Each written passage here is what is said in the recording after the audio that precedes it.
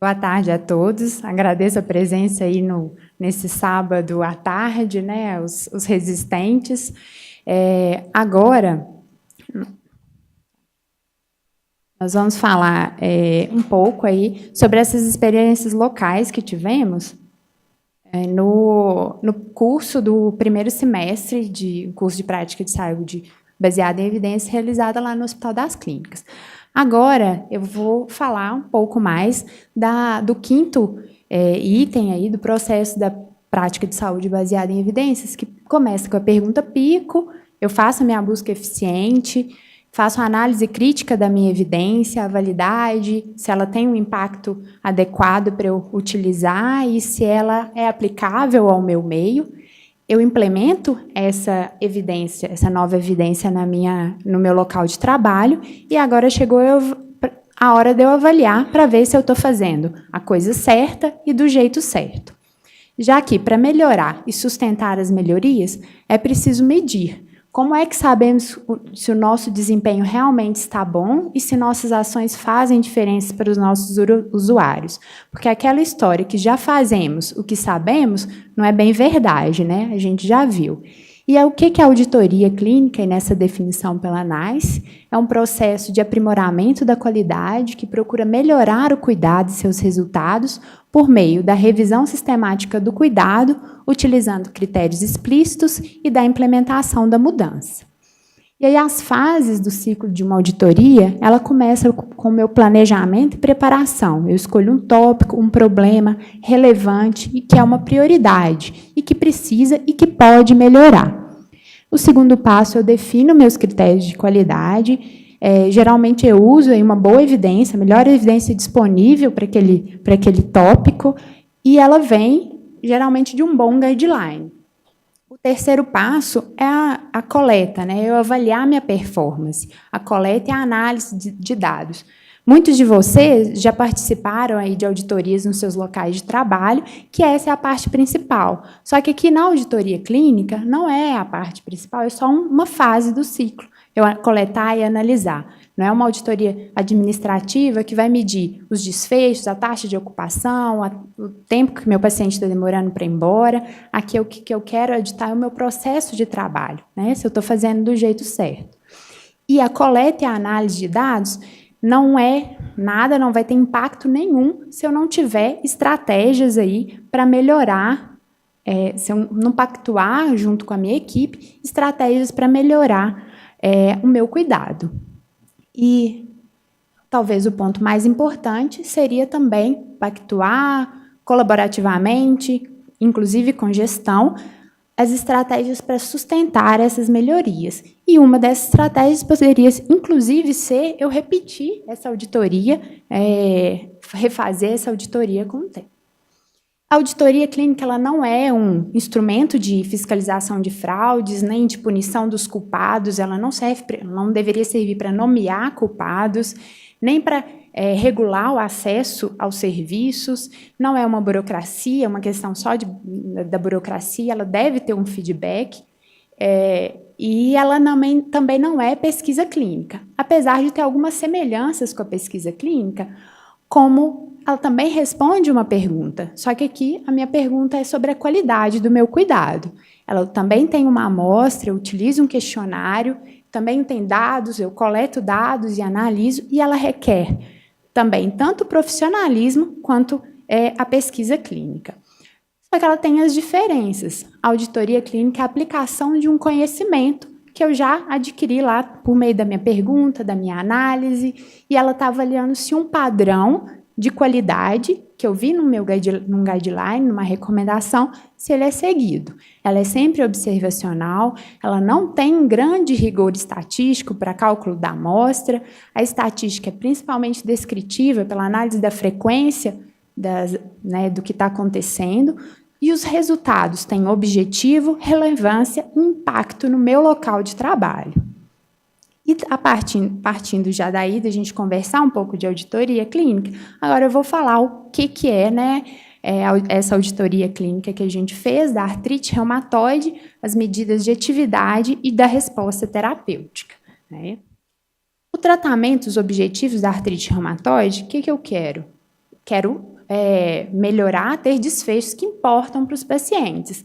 Quero minimizar comorbidades, manter qualidade de vida, preservar a função articular. Aqui até tem um desfecho que é substituto, inibir o dano radiográfico, mas que também se correlaciona bastante com a minha função articular.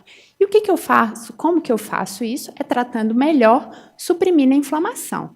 E como que eu meço essa supressão da inflamação? Eu tenho critérios para eu atingir remissão ou baixa atividade. E aí, com esses critérios para serem mais objetivos, que surgiu os índices compostos de atividade da doença, os ICADs, né? São variáveis de diferentes sensibilidades e especificidades que, agrupadas, elas são melhores que medidas isoladas da atividade da doença. Elas têm boa correlação com aqueles desfechos que importam com os pacientes, para os pacientes, né, com melhora da função, com minimizando comorbidades, e ele tem um valor objetivo numérico para essa atividade da artrite reumatoide. Inicialmente, eles foram desenvolvidos para avaliar respostas terapêuticas em ensaios clínicos de medicações. E, com o tempo, eles foram incorporados à prática clínica para nos guiar nas condutas terapêuticas, nas mudanças das medicações. E eles têm critérios de remissão e de resposta terapêutica bem definidos e validados. E eu vou mostrar para vocês alguns, que eu vou falar bastante deles aí durante a apresentação. Um deles que a gente usa mais é o DAS28. Ele utiliza a contagem de 28 articulações: ombros, cotovelos, punhos, metacarpofalangianas, interfalangianas proximais e joelhos bilateralmente, feito por um cálculo de uma forma matemática complexa, mas que tem calculadoras, né, na internet, tem aplicativos do celular, que hoje se torna muito fácil de realizar, e os dados necessários: o exame físico articular, então essa contagem de articulação dolorosa e edemaciada, um parâmetro laboratorial, VHS ou PCR, a escala visual analógica da atividade global da doença avaliada pelo paciente, que isso pode ser opcional. E aqui ele é dividido em menor que 2,4, eu tenho remissão, 2,4 a 3,6 baixa atividade, 3,6 a 5,5 moderada e acima de 5,5 uma alta atividade, uma atividade grave. Outro índice é o CDAI, esse ainda é mais fácil, ele é calculado pela soma simples. Se for difícil somar, dá para usar uma calculadora, né? Não tem parâmetros laboratoriais e os dados necessários é a contagem articular, as mesmas articulações do DAS, a atividade, aliás, a avaliação global da atividade da doença pelo paciente e pelo médico.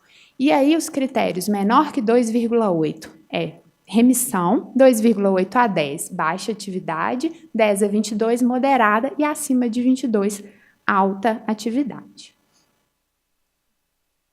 Nessa revisão sistemática, aqui feita pelo Colégio Americano de Reumatologia, para tentar identificar quais os mais importantes, que teriam maior relevância clínica, maior associação com a atividade da doença, foram encontrados inicialmente 63 índices compostos de atividade, mas no final ficaram esses 6 índices aqui, que são os principais, os mais antigos e os mais fáceis assim, de serem utilizados. E o que a gente usa mais está aqui o CDAI e o DAS28, e aqui S, né, edemaciada, dolorosa, atividade global do paciente, o EVA, né, do examinador, as provas inflamatórias que requerem, dor do paciente, diferente da atividade global, e o RAC é uma outra escala de funcional, né? O que o paciente é capaz de fazer? Abrir garrafa, cortar um saco de leite, abrir a maçaneta da porta, fechar a torneira, que são também usados na clínica, no dia a dia, e em estudos para medir esses desfechos. E aí, como todo o processo da prática de saúde baseada em evidências começa com uma pergunta, a gente fez a pergunta PICO: os pacientes com artrite reumatoide, a intervenção, o emprego dos índices compostos de atividade da doença para monitorização, o controle e a abordagem sem os índices, E nos desfechos, controle da inflamação, melhora da qualidade de vida, redução do dano articular. E aí a minha pergunta, a gente vai aqui um pouco para busca e para os meus critérios, padrões aí para eu avaliar a minha auditoria. Primeiro, a gente vai começar essa pirâmide, vocês já devem conhecer bastante, que é a pirâmide da informação. A gente começa aqui com os sumários. E aí, um guideline da ANAIS, de 2009, o que ela fala aí dos índices de atividade? Que as mudanças na atividade da doença se correlacionam com mudanças na função, e esses índices compostos mostram maior validade do que medidas individuais de atividade. E as estratégias de tratamento intensivo, que é esse treat to target, com o objetivo de manter o DAS em baixos níveis de atividade, levaram a melhores resultados em comparação com o tratamento usual. E esses medindo os desfechos de atividade da doença, de remissão, de função na articular e de progressão radiológica. E então a ANAIS recomenda que meça, faz imperativamente medir PCR e elementos da atividade da doença usando o score, tal como o DAS-28, regularmente para guiar a tomadas de decisões sobre intensificar o tratamento para controlar a doença ou diminuir o tratamento quando a doença está controlada. E na artrite reumatoide de início recente, meça PCR e os elementos da atividade mensalmente até que a doença esteja em nível previamente definido aí com o paciente, que aí entra o papel da decisão compartilhada. Outro guideline, outro sumário, que é o da SAIN, no manejo da artrite reumatoide de início recente, que os pacientes com atividade de doença moderada a grave devem, também uma recomendação imperativa, eles devem ser avaliados para atividade de doença, usando o score padronizado, como o DAS ou DAS-28, e ser avaliados mensalmente até remissão ou baixa atividade da doença ser alcançada. E eles devem também receber tratamentos com DMARD, são drogas modificadoras da evolução da doença, ajustados para alcançar remissão ou baixa atividade pelo DAS-28. E aí, por que eles chegaram a essa recomendação forte? De onde vem isso? Vamos ver um pouquinho de uma síntese, um estudo, que tem alguns dados que provam aí o porquê dessa recomendação forte. Essa revisão sistemática aqui de 2010, já no título até fala que a monitorização sistemática da atividade da doença usando essas medidas, ela vai melhorar os desfechos na artrite reumatoide. É uma revisão sistemática que teve uma busca abrangente no registro de trial da Cochrane aqui, e inclusive nos anais de congresso, do Congresso Europeu e Congresso Americano. Não, sem restrição de língua, mas inicialmente encontraram 482 estudos, 2 revisores independentes, sobraram aí 3 estudos. Não foi realizado meta-análise pela diferença de desenho dos estudos. E aqui a análise da qualidade da evidência de cada estudo, numa tabelinha, randomização adequada, cegamento do paciente, pela própria natureza da intervenção, não dá para eu cegar esse paciente, compará-lo como um tratamento usual com um tratamento treat to target. Quem avaliou cego, os avaliadores dos desfechos, cegamento, a alocação oculta, a semelhança dos grupos inicialmente, as cointervenções, o tempo de segmento, a aderência, as perdas e a análise de intenção de tratar. Deu, assim, bem meio a meio, nos estudos, então será por que essa recomendação aí é tão forte? Os resultados dessa meta-análise, um dos estudos foi um ensaio clínico de cluster com 384 pacientes, que seguiu em 24 semanas, que fez essa análise, comparando o uso do DAS-28 com consultas mensais, comparando ao tratamento usual, encontrou uma baixa atividade em 31% do grupo intervenção contra 16% do grupo controle. E outro estudo com 299 pacientes, com 2 anos de segmento, usou vários índices compostos de atividade versus tratamento usual e encontrou uma remissão de 50% versus 37% no grupo controle. E aqui um estudo que também faz parte dessa meta-análise, que é esse estudo TICORA, que a gente vai falar um pouquinho mais dele, essa estratégia de tratamento orientada por objetivos, né, o Treat to Target versus tratamento usual, avaliado 110 pacientes ambulatoriais em 2 hospitais de Glasgow, incluídos pacientes com artrite reumatoide ativa com menos de 5 anos e a exclusão foram uso de combinação de DMARDs, doença hepática, renal ou hematológica. Os avaliadores dos desfechos eram cegos, a alocação foi oculta e foi analisado por intenção de tratar. Treat to Target eram visitas mensais, com um índice de composto da atividade da doença calculado, comparado com um grupo controle com visitas trimestrais com o mesmo reumatologista. O que foi avaliado aqui foi só o índice, né, o uso do índice. O tratamento, droga nova, outra intervenção, isso não foi avaliado como intervenção, né? O segmento de 18 meses, o desfecho primário foi a média de queda do DAS e a proporção de pacientes com boa resposta. A boa resposta seria um DAS menor que 2,4 e uma queda de 1,2. E de desfecho secundário, por proporção de pacientes em remissão, uma resposta ACR adequada, o RAC, que é aquele score de funcionalidade, score de qualidade de vida pelo SF12, modificação radiográfica e custos também foram avaliados. A atividade inicial dos pacientes e a comorbidades eram semelhantes nos 2 grupos, houveram 7 perdas que foram analisadas como não respondedores e a aderência foi considerada excelente. E aqui a tabela com os resultados. Tiveram melhor resposta eular, que é a resposta da queda do DAS abaixo de 2,4 e uma queda de 1,2. Melhor a CR70, que é uma redução de 70% no score, né, aqui um grupo intensivo e o controle. Tiveram maior queda do DAS, aqui no grupo intensivo uma queda de 3,5, no grupo controle de 1,9.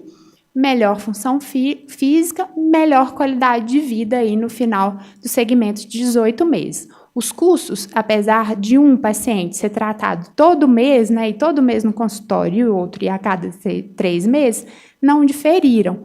Porque no grupo intervenção, quem está no grupo intervenção fez mais exame, mas quem está no grupo controle foi mais a outros médicos e procurou mais o serviço hospitalar.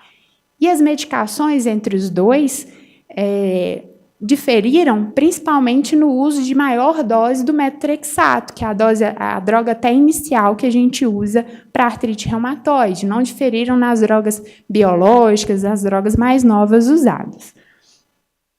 Então, a partir daí, cortou aqui, por que essa recomendação foi tão forte de alguns estudos que às vezes não foram cegos, uma recomendação a favor de uma qualidade de evidência considerada até de moderada até forte, talvez muito por causa disso aqui de baixo, levando em conta os desfechos bons e ruins de eu calcular o score numa consulta, os valores e as preferências dos pacientes e os custos aí de uma intervenção que é o meu exame físico, eu objetivar o meu exame físico, né?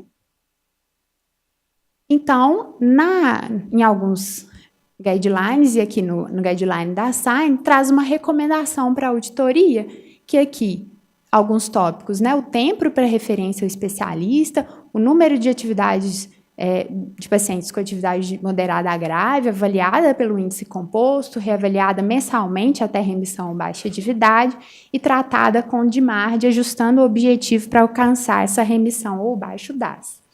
E o que acontece lá no nosso ambulatório, no ambulatório de artrite reumatoide do Serviço de Reumatologia do Hospital das Clínicas? Lá, nós temos um prontuário padronizado, que é esse aqui, esse bonequinho que facilita o exame físico, que é só colocar o azul, quando o paciente só sente dor, preto, quando ele tem edema, e vermelho, quando tem dor mais edema naquela articulação. Aqui eu faço a contagem, dor, edemaciada, a reta já para o cálculo, uma reta de 10 centímetros, para o cálculo da avaliação né, da EVA, da dor global do paciente, global do médico, o espaço para os exames, e aqui o espaço para o DAS-28 e para o SEDAI, para o cálculo. E o tópico ao ser auditado, a realização do cálculo de pelo menos um ICAD, né, o DAS-28 ou o SEDAI, em toda a consulta dos pacientes com artrite reumatoide atendidos nos ambulatórios do Serviço de Reumatologia do HC. E a coleta e registro de dados no prontuário que permitam esse cálculo. A justificativa da escolha do tópico é porque, durante o atendimento aos pacientes, constatou-se que não tem sido calculado nenhum ICAD em consultas anteriores, o que pode dificultar a tomada de decisão quanto à necessidade de alteração da estratégia de tratamento, ou suspensão, ou tornar essa estratégia mais agressiva. Esse é o instrumento da auditoria, né, uma tabela só de marcar com X, né, sim e não, o cálculo do ICAD, o registro do exame articular no prontuário, a contagem de articulações dolorosas, edemaciadas, a avaliação global do paciente, do médico, o registro de VHS ou PCR, se foram colhidos esses dados necessários e se a impressão diagnóstica foi concordante e se a conduta foi concordante com o ICAD, né? E os resultados? Foram feitos uma revisão de 178 consultas em 61 pacientes atendidos entre 27 de julho e 10 de agosto de 2015. 100% dos prontuários de pacientes com AR, né, com artrite reumatoide. Esses 61 pacientes representam 17,4% dos 350 pacientes atualmente em acompanhamento no ambulatório. Foi usada uma planilha Excel e o SPSS 20.0 para fazer a estatística, né, a análise da frequência. E aí os resultados. Responsável pela consulta, residente de reumatologia do HC, 70%, de outras clínicas ou outros hospitais, 21%, reumatologista assistente do serviço, 6%, e o dado desconhecido, porque não deu para ver o carimbo, a assinatura, 1%, né, 2 prontuários. E aí o cálculo do ICAD, pelo menos um ICAD, aconteceu em apenas 43,8% dos prontuários auditados. Aqui no gráfico, a representação gráfica, o DAS-28 não foi realizado em 57%, né, realizado em 43%, e o SEDAI, que é até mais fácil, não precisa nem de calculadora, realizado em apenas 4% dos prontuários auditados. E a frequência do cálculo pelo ICAD, né, do ICAD, do índice composto. O residente de primeiro ano da Reumato calculou ele em 52% das vezes. O residente do segundo ano, 56%, o residente de outra clínica, 13%, e um reumatologista assistente, preceptor, calculou em apenas 27%. O exame articular anotado lá no prontuário, no manequim, 98% o exame, né? Aquele bonequinho lá ajuda demais o anotado que eu colocar dor interfalangiana, edema no joelho, né? Ajuda bastante, então ele foi bastante usado. O registro de VHS ou PCR, 92%, 92,7%. O registro da avaliação global da doença pelo paciente, 73% das vezes. Agora, pelo médico, ele colocar lá se acha que o paciente está em atividade ou não, apenas 45% das vezes. E aí, a presença de dados suficientes para o cálculo de pelo menos o ICAD, 92%. Apesar de ser calculado em 43%, eu tinha dado para poder calcular em 92% dos prontuários. Os dados faltantes nas 14 consultas, o exame articular não estava anotado dessas 14 consultas, né, em 3, a avaliação global do paciente em 9, o do médico em 13 e VHS-PCR em 11. Então, nesse aqui que não tem o exame articular, não tem jeito de eu calcular o ICAD. Nas outras, né, não tinha dado suficiente por causa que nenhuma delas havia nem VHS, nem PCR, nem a avaliação do médico, né, a avaliação global da doença pelo médico. E aí, mais um resultado, que é a concordância entre o ICAD calculado e a impressão diagnóstica em 78 consultas que tiveram esse índice calculado, Houve uma concordância em 86% das vezes, da minha impressão, o paciente está em atividade, o score deu um elevado, né? E a concordância entre o ICAD calculado e a conduta, em 77% das vezes. Ele serviu para eu mudar minha conduta ou para eu permanecer se o paciente estava em remissão, e não houve, mas foi justificado em 19% das vezes, não houve em 4%. E aí, no passo, né, mais um passo da auditoria, o que eu identifico? Problemas e barreiras que eu tenho que transpor para melhorar o meu cuidado. O problema foi muito maior no cálculo matemático do ICAD do que na coleta dos dados, né? Na avaliação da atividade global da doença pelo médico, que 54% que fizeram, aliás, que não fizeram, né? O SEDAI, um índice muito baixo de cálculo, e o cálculo dos ICADs pelos residentes de outras clínicas, 13%, e pelos assistentes, pelos reumatologistas assistentes, apenas em 27%. E aí as soluções propostas, primeiro, essa auditoria foi apresentada no serviço de reumatologia, lá na reunião clínica do Hospital das Clínicas, para avaliar, mesmo para mostrar a necessidade, a importância do uso e como uma estratégia de implementação, que pode ser a auditoria clínica também. Soluções propostas, treinamento continuado sistemático da equipe, principalmente quando entram os residentes, todo o início do ano, né, que entra a nova turma, e o envolvimento da preceptoria na realização conjunta do ICAD com os residentes de outras clínicas ou outros serviços. Muito obrigada.